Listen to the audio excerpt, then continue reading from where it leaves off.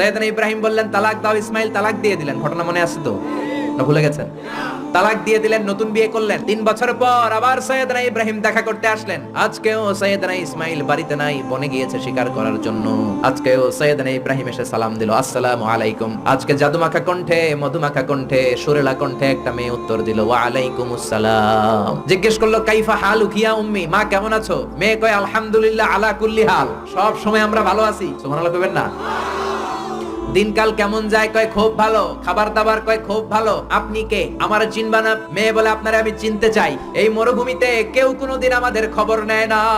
কে আপনি? মুরব্বি বাজান, দয়ালু মানুষ, আমাদের খোঁজ খবর নেয়ার জন্য এসেছেন। বাইরে রৌদ্রের মধ্যে দাঁড়িয়ে আছেন কেন? ভিতরে আসেন। সাইয়েদনা ইব্রাহিম ঢুকতে চায় না, মেয়েটা জোরাজুরি শুরু করেছে। জোর করে ঘরে ঢুকালো, শরবত বানিয়ে খাওয়ালো, রুটি বানিয়ে খাওয়ালো, খেজুর বানিয়ে খাওয়ালো, ছাগল পালতো, ছাগলের দুধ খাওয়ালো।